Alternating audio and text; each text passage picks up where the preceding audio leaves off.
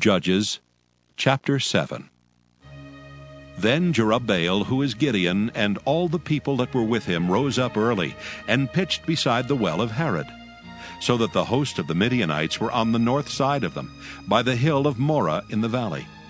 And the Lord said unto Gideon, The people that are with thee are too many for me to give the Midianites into their hands, lest Israel vaunt themselves against me, saying, Mine own hand hath saved me. Now therefore, go to, proclaim in the ears of the people, saying, Whosoever is fearful and afraid, let him return and depart early from Mount Gilead. And there returned of the people 22,000, and there remained 10,000. And the Lord said unto Gideon, The people are yet too many. Bring them down unto the water, and I will try them for thee there.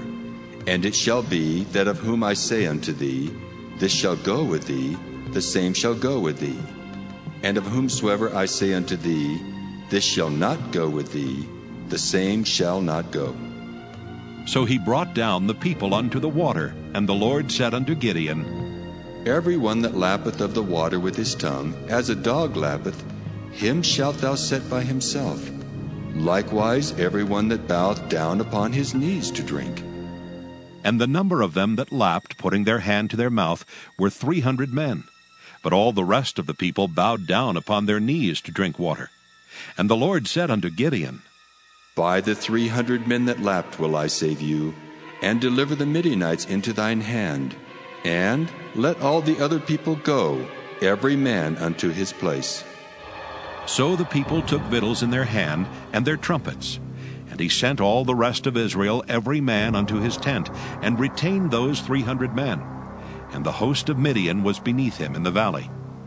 And it came to pass the same night, that the Lord said unto him, Arise, get thee down unto the host, for I have delivered it into thine hand. But if thou fear to go down, go thou with Phurah thy servant down to the host. And thou shalt hear what they say, and afterward shall thine hands be strengthened to go down unto the host. Then he went down with Phurah his servant unto the outside of the armed men that were in the host. And the Midianites and the Amalekites and all the children of the east lay along in the valley like grasshoppers for multitude, and their camels were without number, as the sand by the seaside for multitude. And when Gideon was come, behold, there was a man that told a dream unto his fellow, and said, Behold, I dreamed a dream, and lo, a cake of barley bread tumbled into the host of Midian, and came unto a tent, and smote it, that it fell, and overturned it, that the tent lay alone. And his fellow answered and said, This is nothing else save the sword of Gideon the son of Joash, a man of Israel. For into his hand hath God delivered Midian and all the host. And it was so, when Gideon heard the telling of the dream and the interpretation thereof, that he worshipped and returned into the host of Israel, and said, Arise, for the Lord hath delivered into your hand the host of Midian. And he divided 300 men into 3 companies, and he put a trumpet in every man's hand, with empty pitchers and lamps within the pitchers. And he said unto them, Look on me, and do likewise. And behold, when I come to the outside of the camp, it shall be that, as I do, so shall ye do. When I blow with a trumpet, I and all that are with me, then blow ye the trumpets also on every side of all the camp, and say, The sword of the Lord and of Gideon! So Gideon and the 100 men that were with him came unto the outside of the camp in the beginning of the middle watch. And they had but newly set the watch. And they blew the trumpets, and brake the pitchers that were in their hands. And the 3 companies blew the trumpets, and brake the pitchers, and held the lamps in their left hands, and the trumpets in their right hands to blow withal. And they cried, The sword of the Lord and of Gideon! And they stood every man in his place round about the camp. And all the host ran and cried and fled. And the 300 blew the trumpets, and the Lord set every man's sword against his fellow, even throughout all the host. And the host fled to Bethshittah and Zererath, and to the border of Abel-Meholah unto Tabbath. And the men of Israel gathered themselves together out of Naphtali, and out of Asher, and out of all Manasseh, and pursued after the Midianites. And Gideon sent messengers throughout all Mount Ephraim, saying, Come down against the Midianites, and take before them the waters unto Bethbara and Jordan. Then all the men of Ephraim gathered themselves together, and took the waters unto Bethbarab and Jordan. And they took 2 princes of the Midianites, Oreb and Zeeb.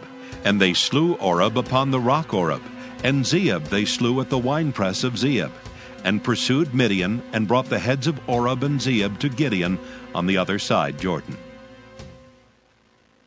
Isaiah chapter 28.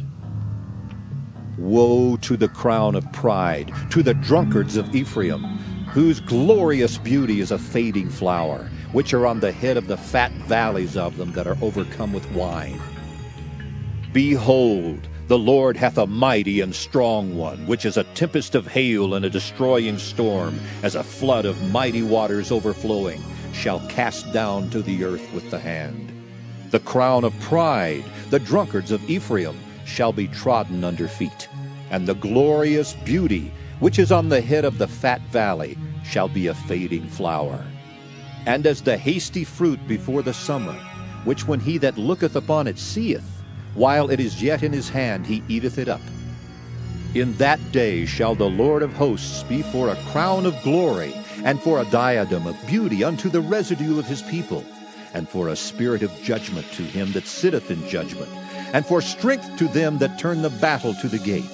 But they also have erred through wine, and through strong drink are out of the way. The priest and the prophet have erred through strong drink. They are swallowed up of wine. They are out of the way through strong drink. They err in vision. They stumble in judgment. For all tables are full of vomit and filthiness, so that there is no place clean. Whom shall he teach knowledge? And whom shall he make to understand doctrine? Them that are weaned from the milk, and drawn from the breasts. For precept must be upon precept, precept upon precept, line upon line, line upon line, here a little, and there a little. For with stammering lips and another tongue will he speak to this people, to whom he said, This is the rest wherewith ye may cause the weary to rest, and this is the refreshing, yet they would not hear. But the word of the Lord was unto them precept upon precept, precept upon precept, line upon line, line upon line, here a little and there a little, that they might go and fall backward and be broken and snared and taken. Wherefore hear the word of the Lord, ye scornful men that rule this people which is in Jerusalem, because ye have said, We have made a covenant with death, and with hell are we at agreement. When the overflowing scourge shall pass through, it shall not come unto us. For we have made lies our refuge, and under falsehood have we hid ourselves. Therefore thus saith the Lord God, Behold, I lay in Zion for a foundation, a stone, a tried stone, a precious cornerstone, a sure foundation. He that believeth shall not make haste. Judgment also will I lay to the line, and righteousness to the plummet. And the hail shall sweep away the refuge of lies, and the waters shall overflow the hiding place. And your covenant with death shall be disannulled, and your agreement with hell shall not stand. When the overflowing scourge shall pass through, then ye shall be trodden down by it. From the time that it goeth forth it shall take you. For morning by morning shall it pass over, by day and by night. And it shall be a vexation only to understand the report. For the bed is shorter than that a man can stretch himself on it, and the covering narrower than that he can wrap himself in it. For the Lord shall rise up as in Mount Perazim. He shall be wroth as in the valley of Gibeon, that he may do his work, his strange work, and bring to pass his act, his strange act. Now therefore be ye not mockers, lest your bands be made strong. For I have heard from the Lord God of hosts a consumption, even determined upon the whole earth. Give ye ear, and hear my voice. Hearken, and hear my speech. Doth the plowman plow all day to sow? Doth he open and break the clods of his ground? when he hath made plain the face thereof? Doth he not cast abroad the fitches, and scatter the cumin, and cast in the principal wheat and the appointed barley, and the rye in their place? For his God doth instruct him to discretion, and doth teach him. For the fitches are not threshed with a threshing instrument, neither is a cartwheel turned about upon the cumin, but the fitches are beaten out with a staff, and the cumin with a rod. Bread corn is bruised, because he will not ever be threshing it, nor break it with the wheel of his cart, nor bruise it with his horsemen. This also cometh forth from the Lord of hosts, which is wonderful in counsel, and excellent in working. 1 Corinthians 7. Now concerning the things whereof ye wrote unto me, it is good for a man not to touch a woman. Nevertheless, to avoid fornication, let every man have his own wife, and let every woman have her own husband. Let the husband render unto the wife due benevolence, and likewise also the wife unto the husband. The wife hath not power of her own body, but the husband, and likewise also the husband hath not power of his own body, but the wife. Defraud ye not one the other, except it be with consent for a time, that ye may give yourselves to fasting and prayer, and come together again, that Satan tempt you not for your incontinency. But I speak this by permission, and not of commandment. For I would that all men were even as I myself, but every man hath his proper gift of God, one after this manner, and another after that. I say therefore to the unmarried and widows, it is good for them if they abide even as I. But if they cannot contain, let them marry, for it is better to marry than to burn. And unto the married I command, yet not I, but the Lord, let not the wife depart from her husband. But, and if she depart, let her remain unmarried, or be reconciled to her husband, and let not the husband put away his wife. But to the rest speak I, not the Lord. If any brother hath a wife that believeth not, and she be pleased to dwell with him, let him not put her away. And the woman which hath an husband that believeth not, and if he be pleased to dwell with her, let her not leave him. For the unbelieving husband is sanctified by the wife, and the unbelieving wife is sanctified by the husband. Else were your children unclean, but now are they holy. But if the unbelieving depart, let him depart. A brother or a sister is not under bondage in such cases, but God hath called us to peace. For what knowest thou, O wife, whether thou shalt save thy husband? Or how knowest thou, O man, whether thou shalt save thy wife? But as God hath distributed to every man, as the Lord hath called every one, so let him walk. And so ordain I in all churches. Is any man called being circumcised? Let him not become uncircumcised. Is any called in uncircumcision? Let him not be circumcised. Circumcision is nothing, and uncircumcision is nothing but the keeping of the commandments of God. Let every man abide in the same calling wherein he was called. Art thou called being a servant? Care not for it, but if thou mayest be made free, use it rather. For he that is called in the Lord, being a servant, is the Lord's free man. Likewise also he that is called, being free, is Christ's servant. Ye are bought with a price.